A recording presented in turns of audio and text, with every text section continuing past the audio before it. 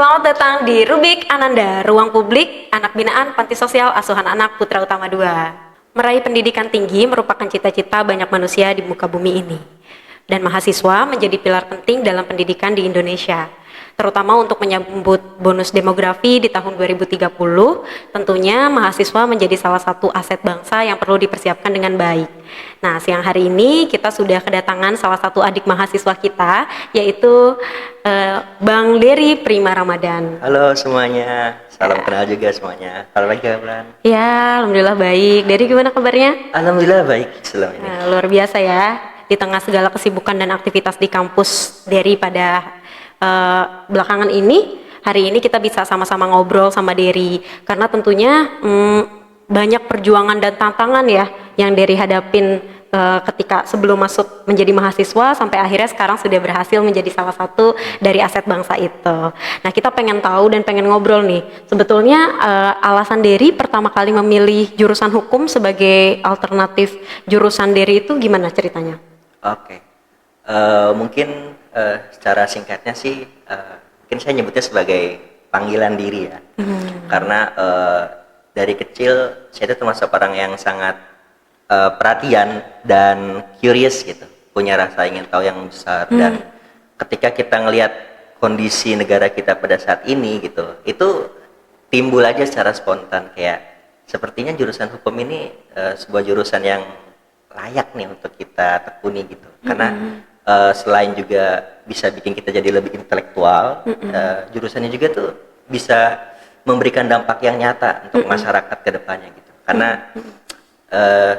mungkin kayak kita tahu ya, kayak Indonesia kan negara hukum gitu, dan tentu orang-orang hukum itu punya peran atau andil besar di dalamnya. Mungkin itu aja sih Kak. Betul. Jadi sangat menarik lah gitu, sayang untuk dilewatkan gitu.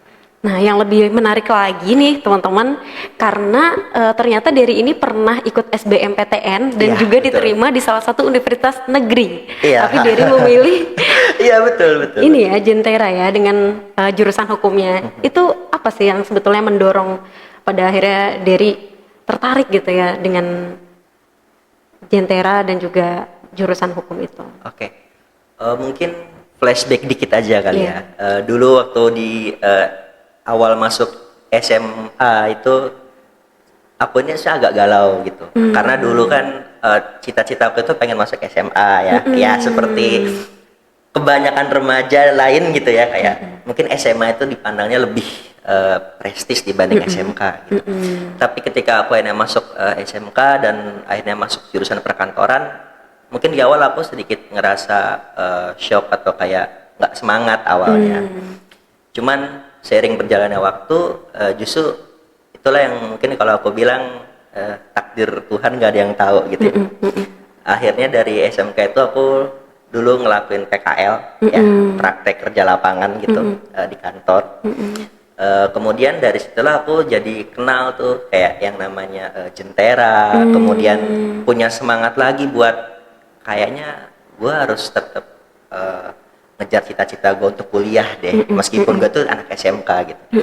Dan alhamdulillah waktu itu waktu aku SBM ya, aku kan sebelumnya SNM juga dapat eligible gitu. Luar biasa banget nih. Luar biasa. Udah Emang ya begitulah. beberapa kesempatan sebetulnya. Dan ini berarti udah kayak kalau misalnya kita cari jodoh nih udah yang terbaik nih jodohnya Ya, di sini ya. benar. Udah ya pahitnya, asemnya, manisnya udah semua gitu. Duh, segala rasa. Betul. Dan di SNM sih mungkin aku gagal ya. Cuman sekedar eligible dan masuk aja. Terus pas di SBM itu aku mikir kayaknya aku ngambil politik deh gitu. Karena kan selain hukum, aku juga emang tertarik dengan politik gitu. Suatu hal yang berkaitan banget kan Kak ya. Betul. Dan alhamdulillah aku masih ingat banget itu tes SBM hari terakhir dan sesi terakhir aku ngikutnya gitu. Dan ketika aku ternyata lolos gitu ya, kayak dikasih notif, kan kalau kata orang merah itu tanda cinta gitu.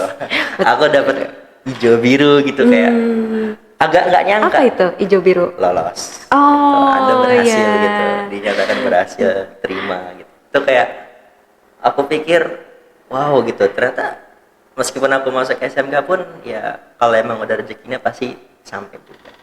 Dan waktu itu aku dapat di UIN, Syarif Hidayatullah Jakarta ya, Ciputat.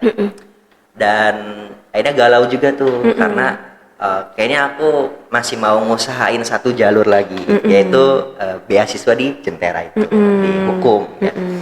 Dan akhirnya meskipun aku udah keterima di UIN Syarif di politik ya, tapi karena emang dasarnya panggilan dirinya untuk ayo coba sekali lagi deh gitu. Aku coba tes beasiswa di Jentera dan alhamdulillahnya keterima sampai sekarang gitu. Wah, luar biasa banget ya. Berarti kamu punya prinsip sendiri, nggak ikut pandangan umum kan biasanya gitu ya. Mendingan di negeri nih, mendingan di negeri daripada kadang ada perbandingan-perbandingan Ya, seperti betul. itu. Tapi Ada ternyata stereotip di masyarakat ya. yang bahwa bagusan di negeri gitu. Ternyata Derry lebih memilih untuk mencapai cita-citanya sendiri dan alhamdulillah ada kesempatan gitu ya. Betul. Luar biasa, gayung bersambut nih teman-teman. Nah, sebenarnya ada nggak sih role model atau apa ya seseorang yang menjadi inspirasi Derry dalam memilih jurusan ini? Oke. Berarti salah role model aku untuk memilih hukum gitu ya. Aku sebenarnya orang yang termasuk easy learning aja gitu, easy going juga orangnya. Jadi kayak nggak pernah ngebatasin untuk misalkan tokoh-tokoh tertentu atau guru-guru tertentu gitu ya. Mungkin kalau untuk role model aku nggak ada spesifiknya sih. Tapi aku justru malah menjadikan semua gitu ya, semua pihak yang mungkin sering kita lihat dewasa ini ya di dinamika hukum Indonesia atau politik Indonesia gitu. Itu mereka semua aku jadikan panutan gitu. Karena aku ngerasa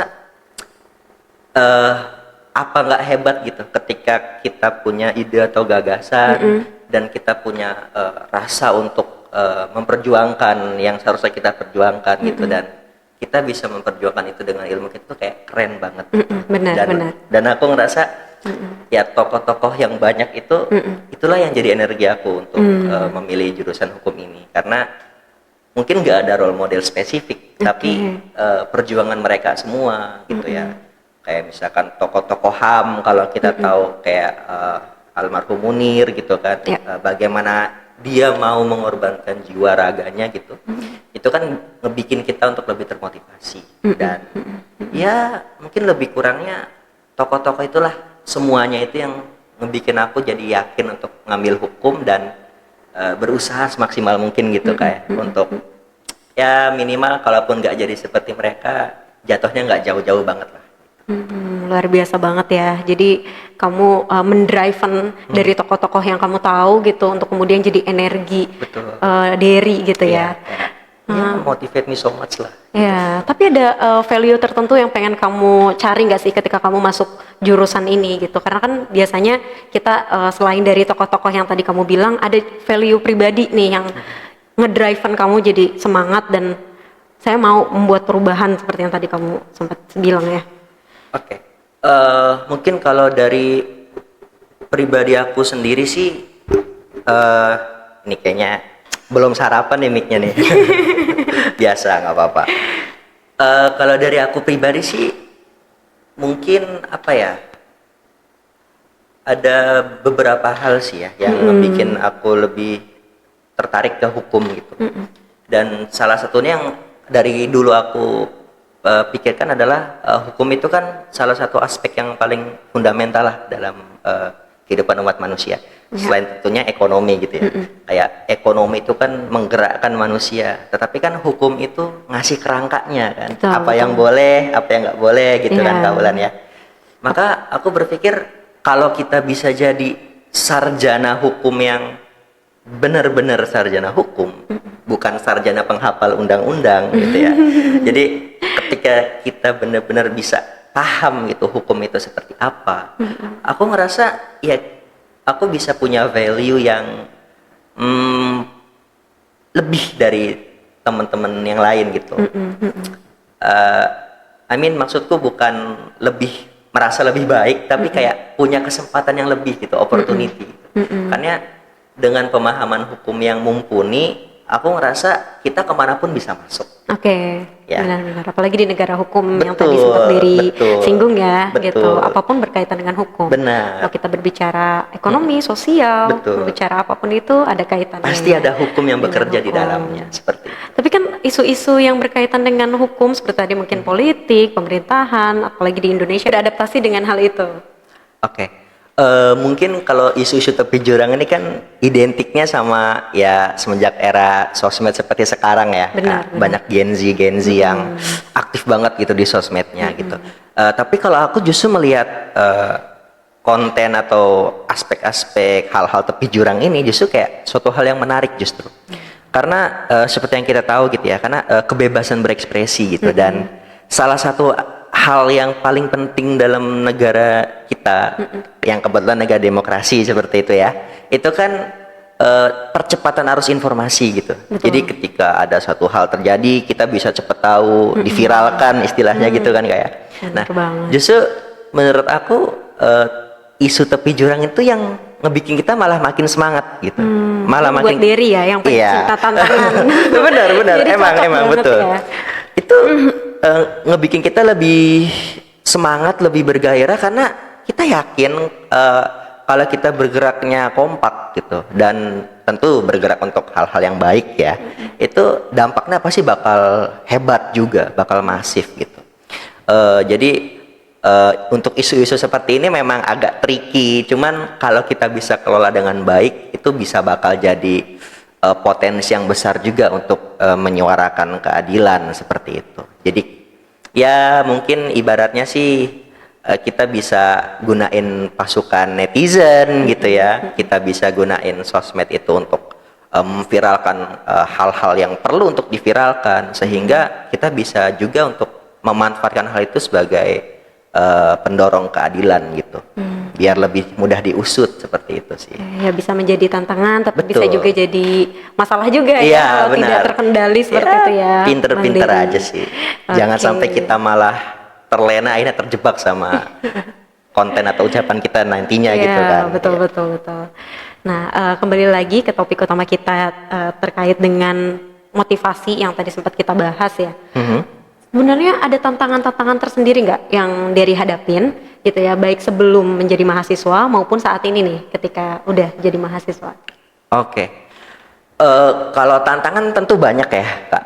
Kayak kalau orang bilang hidup tuh belum mulai kalau kita belum usia 40 gitu. Tapi kalau menurut aku hidup itu baru mulai kalau kita udah jadi maba gitu ya.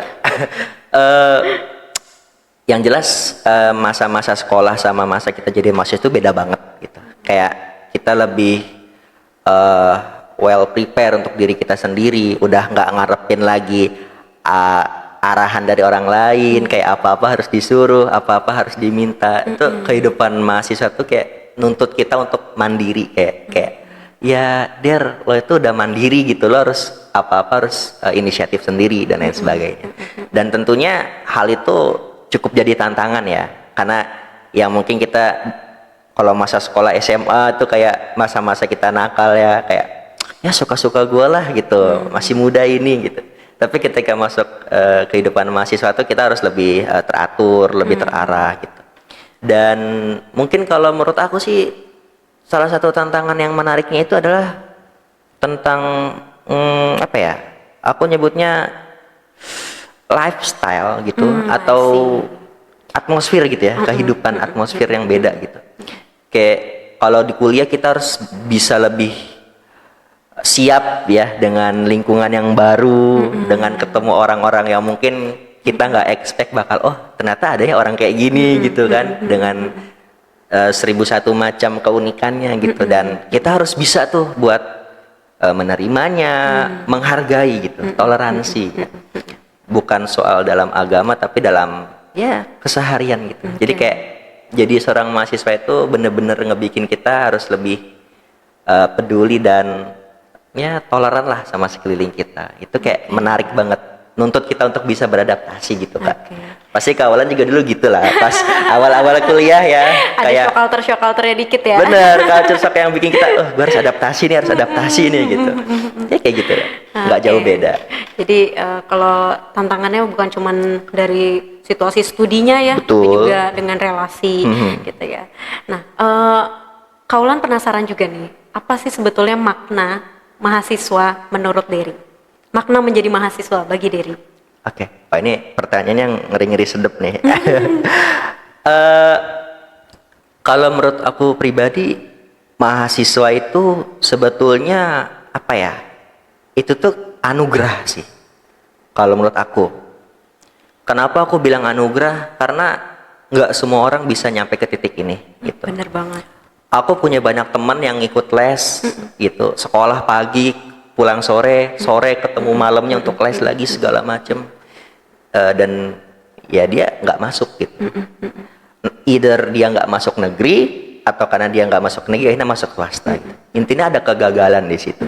Dan ketika aku bisa dapat hal ini yang ya kalau hitung-hitungan aku sih nggak ambis-ambis banget ya gitu. Kayak ya aku ngerasain ini sebuah anugerah. Karena mahasiswa itu menurut aku apa ya? Salah satu motor penggerak utama sebuah negara kalau menurut aku Kak Ulan. Mungkin terlepas dari tridharma gitu ya, kayak pengajaran, pendidikan, pengabdian gitu. Tapi mahasiswa itu emang seistimewa itu gitu. Dia dibebaskan untuk berpikir kritis, dia diberikan ruang yang leluasa untuk mengekspresikan dirinya seperti itu ya. Banyak UKM gitu ya, organisasi-organisasi gitu. Jadi untuk sampai ke titik ini itu sebuah anugerah gitu. Dan tentunya kalau kita udah ngomongin anugerah, ada yang namanya tanggung jawab gitu.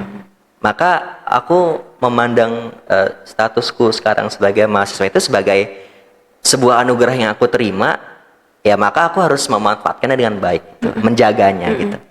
Dan salah satu yang aku ikhtiarkan gitu ya aku jangan sampai jadi mahasiswa yang ya berangkat kampus, pulang kampus, dah nggak ada apa-apa. Tapi aku pengen Pengen jadi kura-kura.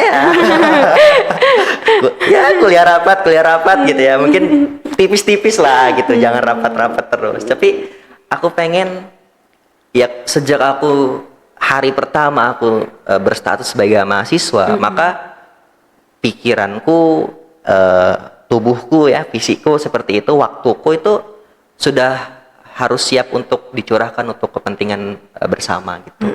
Entah itu di kampus, entah itu di organisasi atau negara gitu. Dalam artian nggak lebay, tapi ya mungkin ketika ada suatu isu atau aksi ya kita bisa ikut andil di dalamnya. Jadi kayak ya aku udah harus bisa lebih apa ya? Kalau Islam itu mewakafkan gitu ya, mewakafkan pikiranku, energiku, tubuhku untuk kepentingan bersama gitu. Jadi kayak lebih aware lah sama sekeliling gitu. Itu sih Kak, kayak anugerah gitu. Luar biasa banget ya makna untuk Dery sebagai mahasiswa. Jadi untuk ya, teman-teman yang lagi menjalani Ya, betul. perkuliahan nih, Betul. ini tuh sebuah anugerah gitu dari Allah atau Tuhan gitu ya, iya, Tuhan yang Maha Esa. Iya, kesempatan yang harus dijaga dan dimaksimalkan dengan baik gitu. Karena kan ketika menjalani kadang ada ya tantangan-tantangan Iya. tadi seringkali melemahkan ya, Benar. melemahkan motivasi awal. Iya. Tapi kayak kita Dery sudah menganggap itu sebagai anugerah, ada tanggung jawab di sana, mungkin itu juga yang bisa mendrive untuk menuju harapan dan cita-citanya Dery kemudian ya. Betul. Dan mungkin kalau aku mau nambahin gitu ya, semangatin dulu aja. Karena aku sering sih ngelihat temen yang penting kuliah gitu. Ya kayak ngerti lah ya. Yang penting kuliah kayak sometimes mereka hanya mengejar kampusnya gitu. Kayak yang penting masuk sini deh, apapun jurusannya terserah gitu. Dan biasanya kan yang kayak gitu kan bakal lebih cepat ngerasa lelah gitu ya. Ya tapi ya seperti yang aku bilang tadi gitu. Ya meskipun salah jurusan, salah kampus gitu. Ya pesanku sih tetap semangat aja. Karena yang namanya anugerah itu kan kadang sadar nggak sadar gitu. Ya dimanapun kita berada sekarang, di kampus mana, fakultas apa, jurusan apa, ya kita tugasnya sekarang ya tinggal ngejaga anugerah itu dan ya berkontribusi sebaik-baiknya sih. Jadi kayak keep in going lah, semangat aja. Luar biasa banget nih. Nah, pengen tahu juga nih dari selama Derry di Jentera, apa sih hal-hal menarik yang udah Derry temukan di sana? Oke. Kalau kita bicara hal menarik di tempat yang baru gitu ya, pasti kan yang namanya tempat baru tuh bakal penuh dengan adaptasi dan biasanya adaptasi itu bakal jadi hal yang paling menarik gitu buat kita gitu. Sama seperti aku gitu. Mungkin disclaim di awal, mungkin entah Kak Ulan juga atau teman-teman juga pasti masih asing dengan Jentera gitu. Dan ketika aku dulu ngelepas kampus negeriku, PTN-ku gitu dengan kayak, kok lu bisa sih ngelepas PTN buat swasta gitu kan? Itu kan pasti banyak aja komen-komen atau kayak komentar dari teman-teman atau guru-guru dan lain sebagainya gitu. Dan menurut aku itu hal yang wajar sih, karena ya life is a choice gitu kan Kak ya. Ya hidup tuh pilihan, dan terkadang pilihan itu nggak mudah gitu. Dan itu salah satu kenapa aku justru makin apa ya, ngerasa tertarik gitu dengan Yakin Jentera. gitu ya, Betul, merasa memilih. yakin. Dan hal yang menarik Jentera itu adalah dia kan lahir dari rahim PSHK ya Kak. Itu NGO, mungkin kepanjangannya Pusat Studi Hukum dan Kebijakan. Itu kayak lembaga think tank gitu ya. Mereka mengadvokasi, meneliti dan lain sebagainya. Nah, jadi Jentera itu memang sebuah kampus yang inklusif dalam artian terbuka dan ramah untuk segala macam latar belakang mahasiswanya, tetapi dia juga bisa menawarkan hal-hal yang eksklusif gitu. Kayak di Jentera itu yang aku paling menarik itu mereka menjunjung tinggi nilai-nilai hak asasi manusia yang di dalamnya ada egaliter atau kesetaraan, dan itu sangat-sangat mind blowing banget gitu. Kayak antara dosen dan mahasiswa itu kayak nggak ada barrier apapun, nggak ada boundaries apapun. Kita feel free aja, kayak ya kita sama-sama belajar gitu. Dan teman-temanku juga sangat toleran gitu ya, sangat apa istilahnya ya, open mind lah. Jadi nggak terlalu yang kaku-kaku banget gitu. Tapi mereka tuh bisa peka sama sekelilingnya, bisa peduli, bisa memperjuangkan yang bahkan kalau menurut aku hidupmu aja tuh belum pasti, tapi kok kamu bisa memperjuangkan kepentingan orang-orang lain di luar sana gitu. Maka spirit-spirit atau nilai-nilai aktivis gitu ya, aku nyebutnya aktivis karena kampusku kan identiknya dengan aktivis gitu ya. Itu ngebikin aku jadi takjub aja gitu, kayak ternyata nggak salah aku memilih pilihan ini ketika aku bisa dapat tempat yang bukan cuman welcome untuk diriku, tetapi juga bisa ngebikin aku apa namanya, upgrade gitulah ya, kayak membuatku bisa lebih baik dari sebelumnya. Itu menarik banget sih. Menarik banget sih. Ada tokoh-tokoh tertentu nggak yang pernah ketemu atau diskusi bareng nih sama Derry? Ini Bawa merek ya, tuh. ini kayaknya langsung banget ya pertanyaannya, langsung straight to the point gitu ya. Karena di sana kan kita sama-sama tahu ya gitu. Di Jentera itu mungkin dari mulai pendirinya aja itu kan udah luar biasa banget ya. Benar banget. Ada banyak, cuma mungkin yang umum dikenal kayak Pak Chandra Hamzah yang mantan pimpinan KPK, Pak Eri Riana juga itu kan dia wakil ketua KPK ya, ketika KPK masih lurus-lurusnya lah ya. Tapi jurang sedikit nggak apa-apa. Ini juga tepi jurang. Iya, Saya boleh mundur? Iya gitu. Dan ya tokoh-tokoh kayak Pak Arief Surowijoyo, kemudian Prof. Herman Raja Guguk, itu guru besar UI gitu kan. Prof. Marsilam Simanjuntak itu guru besar UI juga. Jadi dari pendirian aja itu udah tokoh-tokoh yang menurut saya sebuah privilege yang unbelievable gitu. Tapi mungkin kalau belakangan ini ya tokoh-tokoh yang sering aku temui ya tentunya yang terkait dengan isu-isu hangat ya, kayak beberapa waktu lalu sempat moderatorin debat publiknya Bang Rocky Gerung gitu, yang kalau Kak Ulan nggak asing lah ya Bang Rocky gitu. Pasti teman-teman juga Pasti, sudah sangat familiar. ya. Jadi ini sempat memoderatori Iya kegiatannya. betul, debat Luar publik biasa. ya. Jadi buat teman-teman yang sering scroll tuh udah pasti sering ketemu reelsnya lah ya Bang Rocky gitu.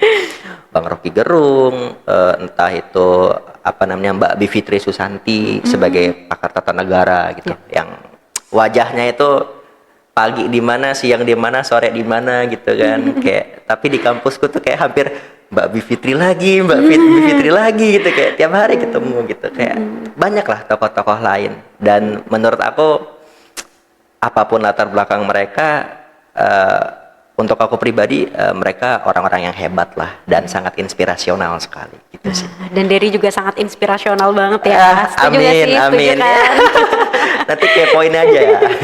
Nanti boleh nih di belakang nih, di bawah ini ya. Ya, Nanti biasa ada kan silakan IG. klik link di bawah ini. Boleh. Feel free.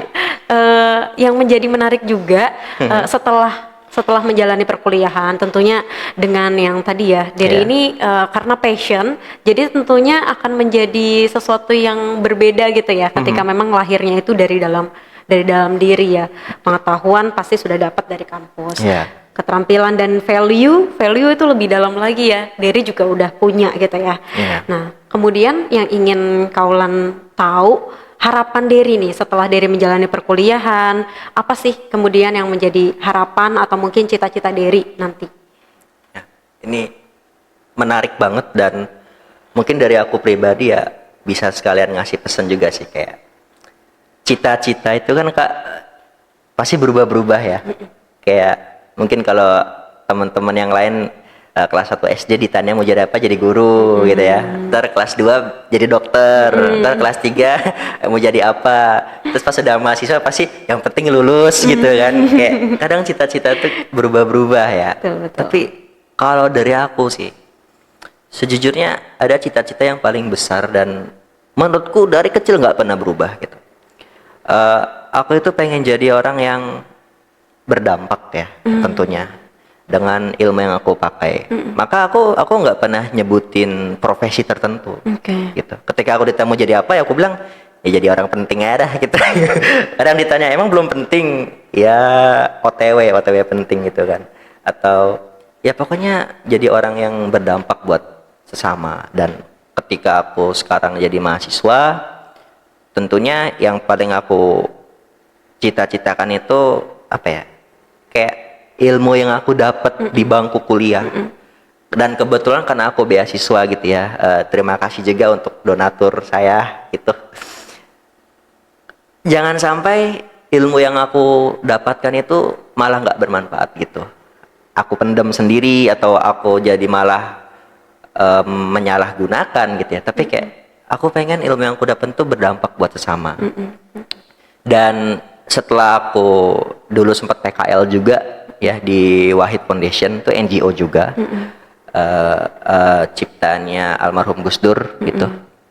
Dan sekarang di Jentera juga identik dengan NGO pastinya kan, LSM, aktivis-aktivis gitu. Ya aku pengen ketika lulus itu, ketika aku sudah punya ilmu yang cukup, aku pengen mengabdi ke masyarakat gitu. Dan salah satu dari sekian banyak corong untuk mengabdi itu kan lewat NGO ya, atau LSM, atau ya organisasi non profit lah gitu. Aku nemuin passion aku di situ gitu. Mungkin kalau orang tahu jurusan hukum pasti wah ini mau jadi pengacara gitu kan. Ya aku bilang gak usah masuk hukum untuk jadi pengacara. Aku juga jadi pengacara, pengangguran banyak acara gitu kan. Atau mau jadi hakim, jadi jaksa kan. Tapi kalau aku ngerasa panggilan diriku itu ya pengen ngabdi aja tuh. Dan NGO atau LSM itu menurut aku yang paling fit untuk aku gitu. Mereka fleksibel, mereka juga responsif ya dengan isu-isu, dengan dinamika yang real terjadi di masyarakat gitu. Mereka bisa langsung bergerak, beraksi nyata gitu. Makanya kayak ketika aku nanti udah lulus, punya ilmu yang cukup, ya aku pengen entah itu bergabung dengan LSM atau NGO yang sudah ada, atau mungkin membuat yang baru bersama rekan-rekan gitu ya. Tapi emang aku passionku ngarah ke situ kayak. Jadi aku bisa lebih leluasa untuk berinteraksi dengan masyarakat luas, yang tentunya sesuai dengan bidangku gitu ya. Jadi kayak ilmu yang aku dapetin itu udah langsung bisa ini bisa ya, tersalurkan. Betul. Ibarat kita sedekah tuh kayak kita sedekah tapi langsung ke orang yang membutuhkan gitu. Nggak lewat A, B, C, D, E dulu, lewat mana dulu, tapi kayak ketika kita langsung ngasih ke yang butuh tuh kayak beda aja rasanya, kayak gitu sih Kak. Luar biasa banget nih. Ya. Banyak banget kata-kata Ya. motivasi yang mungkin kita juga bisa ambil dari Dery ya, Iya. dari Bang Dery. Hmm. Nah, Dery di PSAA Putra Utama 2 dari tahun berapa? Ya, aku dari 2015. 2015. 8 tahun. 8 tahun tuh. 8 tahun. 8 Ya. tahun perjuangan Dery ya. Betul. Gitu. Dan itu lulus tahun 2023 baru. 2023 Betul. baru lulus. Masih anget-anget gitu ya, masih anget-anget banget anget-angetnya. gitu. Dan tentunya ada pesan-pesan ya Bang Dery ya untuk adik-adik kita yang ada di masih ada di panti dulu deh. Kita dengerin dulu pesan Bang Dery ya untuk adik-adik yang masih ada di panti, apa aja nih Bang pesannya? Oke. Mungkin kalau kita ngomong pesen sih banyak banget ya, karena sebuah tempat yang membesarkan saya gitu. Kayak aku tuh besar di panti. Mungkin kalau usiaku di breakdown, lamanya aku di panti itu bisa lebih lama dari ketika aku udah di rumah gitu. Jadi kayak PU2 tuh bukan sekedar tempat, mohon maaf ya, tempat kita makan tidur, tapi bener-bener lebih seperti rumah yang sejati gitu buat aku. Dan ketemu banyak orang, ketemu banyak teman gitu ya, dengan latar belakang yang dulu mungkin ketika aku pertama masuk panti gitu ya, aku ngerasa kayak aku manusia paling susah, manusia paling sial banget gitu kan. Tapi ketika ketemu teman-teman yang lain, aku ngerasa kayak, oh aku menemukan semangat di situ. Kayak aku menemukan orang-orang yang mungkin bahkan kisahnya lebih berat dari yang aku dapetin, dan itu juga ngebikin salah satu semangat aku buat improve gitu. Dan mungkin pesan yang paling utama buat teman-teman semuanya gitu, yang paling pertama itu apa ya? Tapi aku bukan motivator sih ya. Jadi kayak aku pengen nyuarain yang aku rasain, kayak accept yourself gitu loh. Terima dirimu gitu. Karena sebetulnya kalau kita ngomongin improve atau cita-cita, kalau kitanya belum nerima diri kita susah Kak. Kawalan. Jadi kayak ketika aku pertama masuk panti pun ya aku terima aja, accept gitu, kayak ya this is how it works gitu kan, kayak mungkin takdirku seperti ini. Dan teman-teman yang masih ada di panti, entah itu di PU2 maupun yang lainnya, ya terima dulu aja gitu, kayak wherever you are gitu kan, masuk panti karena apa, bagaimana, mengapa itu urusan lain, tapi terima dulu aja gitu.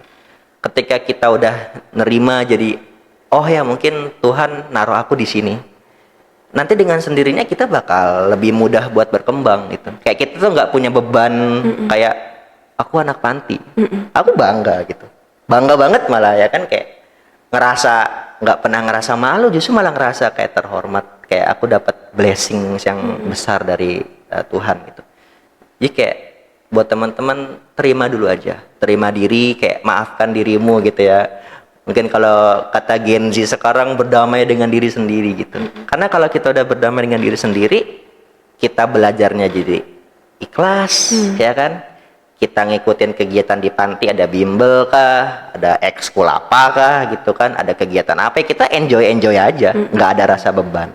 Nah, ketika kita udah punya rasa enjoy, kita udah bisa nikmatin, itu kita bakal lebih mudah tuh Kak buat belajar, buat nentuin mau jadi apa, gimana caranya, lewat jalur yang mana gitu. Karena kita udah accept ourselves gitu loh. Oke, itu berarti menjadi langkah paling pertama Betul, sebelum Kak, benar. kita mau melangkah ke depan ya. Ke depan, kita iya. harus terima dulu nih apa-apa yang terjadi di masa lalu. Benar. Tidak bisa dirubah. Betul. Tapi yang bisa kita rubah adalah hari ini dan ke depan. Mungkin gitu Iya, ya Bang benar Deddy? banget. Jadi ya yang lalu kan udah berlalu. Ya. Masa depan ya belum terjadi. Tapi kan hari ini kan yang bisa ngerubah masa depan itu kan. Kayak ya daripada kita wasting time, buang-buang energi, buang-buang waktu buat kenapa aku bisa masuk sini, kenapa aku nggak kayak teman-temanku yang di luar sana. Kayak kita accept dulu aja. Jadi kalau kita udah berdamai, kita udah enjoy, itu bakal lebih enak tuh buat kesananya gitu. Jadi kayak ya bener kata Kak Ulan, kayak first step itu emang harus terima diri kita apa adanya dulu gitu. Jadi kita bisa ngerti nanti mau diajak kemana nih diri kita gitu. Karena aku sering dulu itu waktu aku masih magang PKL ya, aku sering ngikut-ngikut kayak seminar panitiain gitu ya, seminar kah atau workshop kah. Biasanya orang itu kalau dimotivasi ya dia pulang bakal ya udah gitu gitu doang. Oh tadi di gedung disuruh bangun jam 5 pagi gitu kan, oh ya dia bakal ya udah melengos aja kan. Tapi kalau kita bisa apa ya, ajak dia buat nerima dirinya gitu, kayak apa sih yang kamu mau, kamu maunya apa, gimana, itu biasanya mereka bakal self improve gitu loh. Oh iya ya, ternyata selama ini passionku di musik nih.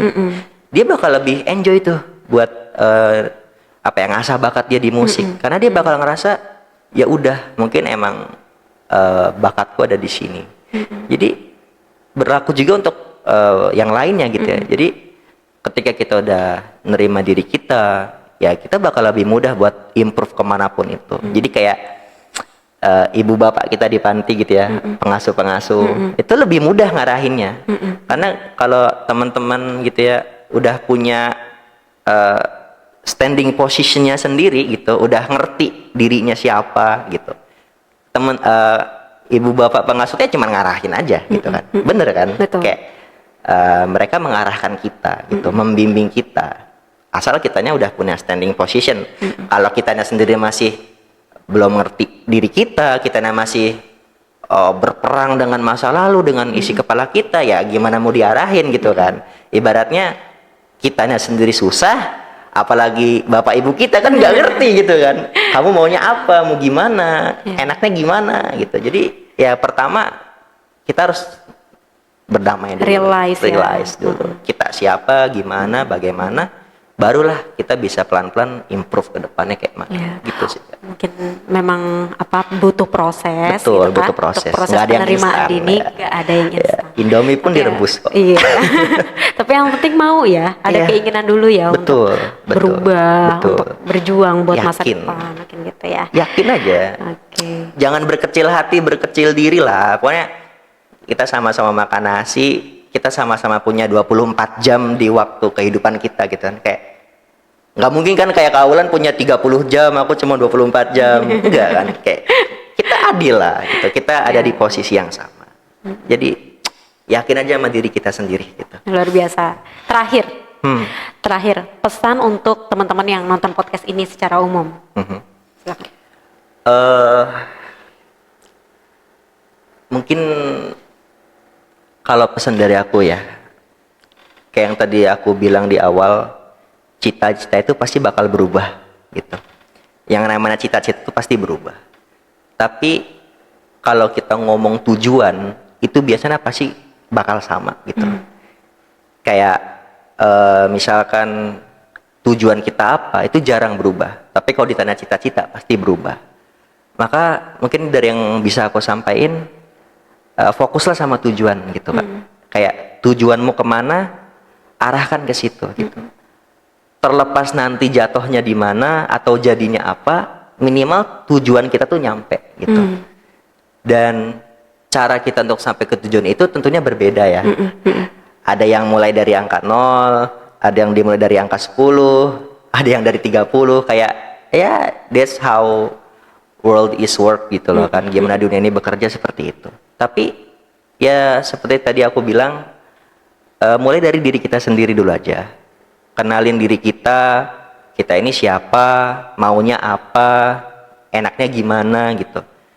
Ketika kita udah bisa kenalin diri, udah bisa berdamai, nah kita baru tuh bisa tuh kayak yakin gitu kan.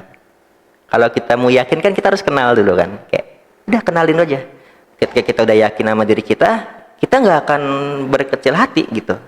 Kita nggak akan pernah ngerasa gagal, kita nggak akan pernah ngerasa lelah gitu ya. Capek mungkin wajar, tapi jangan lama-lama gitu. Jadi kalau kita udah yakin sama diri kita udah tahu siapa diri kita udah nentuin nih tujuan kita mau kemana. Nah itu jalannya pasti bakal dipermudah sama Allah gitu, sama Tuhan gitu ya. Jadi mulai dari hal kecil dulu sih. Aku nggak akan bilang harus belajar gitu kan, harus bangun pagi atau harus gimana enggak. Pokoknya setiap orang punya caranya. Iya, setiap orang punya caranya, punya habitnya masing-masing. Maka kenali dulu dirimu kayak mana gitu. Kalau kamu bukan tipe yang bangun jam 8, ya udah bangun aja jam berapa gitu kan. Kamu bukan tipe yang bisa dengerin sambil ngeliat gitu. Kamu lebih nyaman baca, ya udah baca gitu. Apapun yang kamu lakukan akan lebih efektif ketika kamu ngerti mana yang paling suit buat kamu gitu. Mana yang paling relate, mana yang paling cocok gitu. Itu bakal lebih efektif gitu. Jadi aku nggak akan ngasih tahu cara, tips and trick, tapi aku cuma minta kenalin deh dulu diri kita dulu gitu. Kita udah tahu, kita udah kenal. Nah, kalau udah yakin, tentuin tujuan. Nah, nanti pelan-pelan kita bakal nemuin path-nya sendiri gitu loh. Ya, jadi kayak bakal ketemu jalannya sendiri lah gitu. Jadi yang paling penting kenali dirimu, yakinlah pada dirimu, maka tujuanmu pasti akan sampai gitu suatu saat nanti. Oke, wah luar biasa banget ya. Udah banyak banget Iya. pesan-pesan dari sesi kita pada pagi hari ini. Nah, sepertinya mengingat waktu, Wah, kita ini udah nyampe di akhir nih, Kak. Iya. Aduh, padahal kayaknya baru Nggak 5 kerasa menit banget ya. Dan masih Iya. seru banget tentunya. Jadi buat teman-teman yang mungkin ada titipan pertanyaan buat Dery, nanti bisa di komen aja di bawah. Feel Gitu free kan. untuk nanya, silakan. Feel free dan nanti akan dijawab kan, Der? Pasti Iya, dong. mungkin akan dijawab di sesi ngopi aren selanjutnya. Ya, aku Gitu. nggak akan PHP kok. Kak. Jangan, Iya. nggak boleh. Kalau di PHP-in pernah? Aduh. Kayaknya dinamika kehidupan remaja nih. Iya. Ya, sekali lagi terima kasih banyak. Ya, sama-sama Bang juga, Kak Dery, Ulan. untuk waktunya, untuk kesempatannya kita bisa ngobrol banyak ya siang hari ini, dan juga banyak motivasi-motivasi yang tadi juga udah disampaikan sama Bang Dery. Selamat bertugas dan menjalani status sebagai mahasiswa. Iya. Dan sampai bertemu lagi ya. Oke, baik. Terima kasih, Kak Ulan. Selamat pagi semuanya.